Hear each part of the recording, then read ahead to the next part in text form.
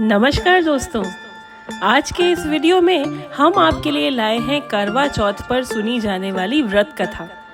शास्त्रों में बताया गया है कि इस व्रत को करने से तथा ये कथा सुनने से न सिर्फ पति की आयु लंबी होती है, बल्कि इससे वैवाहिक जीवन की सारी परेशानियां भी दूर हो जाती हैं और सौभाग्य की प्राप्ति होती है।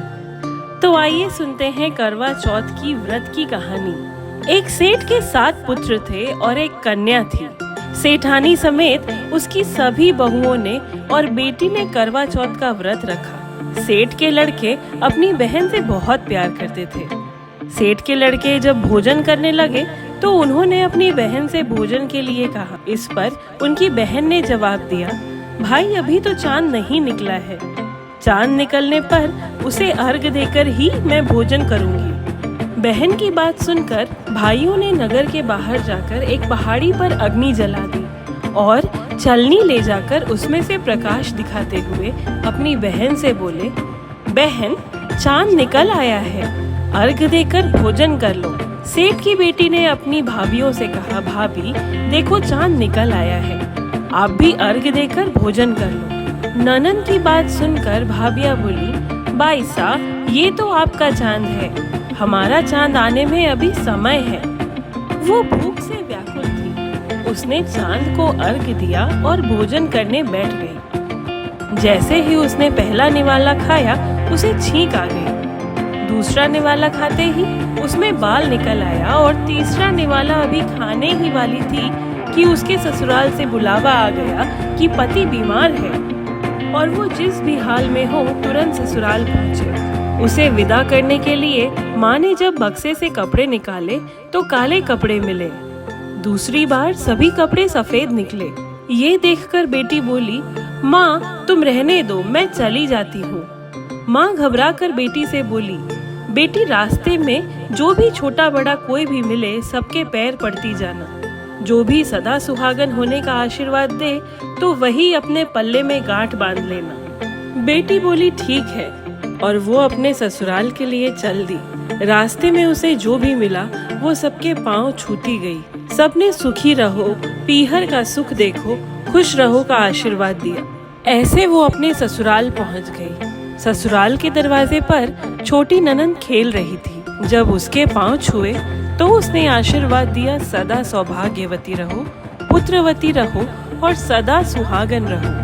ये सुनते ही उसने अपने पल्ले में गांठ बांध ली। घर में अंदर गई तो उसने देखा कि उसका पति मरा हुआ जमीन पर लेटा है और उसे ले जाने की तैयारी हो रही है। वो बहुत रोई, बहुत चिल्लाई। जैसे ही उसके पति को ले जाने लगे तो वो रोती चिल्लाती बोली, मैं इन्हें ले जाने नहीं दूंगी। फिर भी जब कोई नहीं माना तो वो बोली, मैं भी साथ जाऊंगी। और वो नहीं मानी तो सब बोले, ले चलो साथ में। जब पति को जलाने का समय आया तो वो बोली, मैं इन्हें जलाने भी नहीं दूंगी। सभी ने कहा, पहले तो पति को खा गई, अब उसकी मिट्टी भी खराब कर रही है। लेकिन वो नहीं मानी। गांव के और परिवार के सभी बड़े लोगों ने ये निर्णय लिया कि इसे यहाँ ही रहने दो, इसके लिए एक झोपड़ी बनवा दो। वो वहाँ अपने पति को लेकर रहने लगी। वो पति की साफ सफाई करती और उसके पास बैठी रहती। उसकी छोटी ननद दिन में 2 बार आकर उसे खाना देकर जाया करती। वो हर चौथ का व्रत करती, चांद को अर्घ देकर जोत देखती। जब चौथ माता आती तो माता जी कहती, करवो ले, भाइयों की प्यारी बहन करवो ले, घड़ी बुखारी करवो ले। तो वो चौथ माता से अपने पति के प्राण मांगती। पर चौथ उसे कहती कि जब हमसे बड़ी चौथ आएगी तो उससे अपने पति के प्राण मांगना। ऐसा करते करते सभी चौथ आई और सभी यही बात कहकर चली गई। अश्विन की चौथ बोली, तुझसे कार्तिक की करवा चौथ माता नाराज है, वही तेरा सुहाग लौटाएंगी। जब वो आएंगी उनके पैर मत छोड़ना। जब करवा चौथ आने वाली हुई तो उसने अपनी छोटी ननद से पूरे श्रृंगार और सुहाग का सारा सामान मंगवाया और करवे भी मंगवाए। सास ने सोचा पागल हो गई है, जो मांगती है दे आओ। सेठ की बेटी ने करवा चौथ का व्रत रखा। चांद निकलने पर अर्घ दिया। चौथ माता की जोत करी। जब चौथ माता प्रकट हुई तो चौथ माता बोली, करवो ले 7 भाइयों की प्यारी बहन करवो ले। दिन में चांद उगाने वाली करवो ले, घड़ी बुखारी करवो ले। तब उसने उनके पैर पकड़ लिए और बोली, माता मेरा सुहाग वापस करो। चौथ माता बोली, तू तो बड़ी भूखी है, 7 भाइयों की प्यारी बहन है, तुझे सुहाग से क्या काम। तब वो बोली, नहीं माता नहीं, मैं आपके पैर तब तक नहीं छोड़ूंगी जब तक आप मेरा सुहाग वापस नहीं करती। तब चौथ माता ने सुहाग का सारा सामान मांगा तो उसने एक एक करके 16 श्रृंगार का पूरा सामान माता को दे दिया।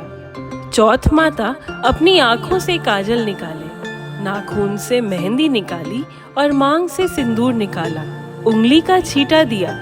उसका पति जीवित हो गया और चौथ माता जाते जाते उसके झोपड़ी पर लात मार गई। इससे उसकी झोपड़ी महल बन गई। जब छोटी ननद अगले दिन खाना लेकर आई तो उसने देखा कि भाभी की झोपड़ी की जगह तो महल खड़ा है।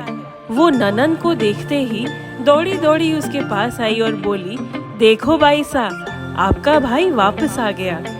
घर जाओ और सासू जी से कहो बाजे गाजे के साथ हमें लेने आए। ननद दौड़ी दौड़ी माँ के पास जाकर बोली, माँ भाई जिंदा हो गया है। माँ बोली, उस भाभी के साथ तेरा भी दिमाग खराब हो गया है। ननद बोली, नहीं माँ, मैंने खुद देखा है, भाई सच में जिंदा हो गया है। भाभी ने बाजे गाजे के साथ हमें बुलाया है। सभी घर वाले बाजे गाजे के साथ अपने बेटे को लेने पहुँचे। बेटे को जिंदा देखकर सास बहू के पैर छूने लगी और बहू सास के पैर छूने लगी।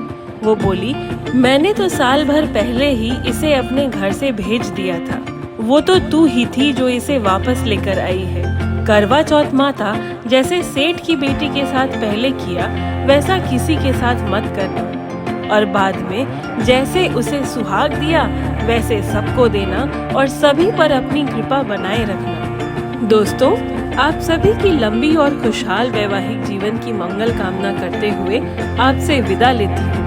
यदि आपको चैनल पसंद आया हो तो सब्सक्राइब जरूर करें और वीडियो को लाइक भी करें। जय चौथ माता, जय हिंद, जय भारत।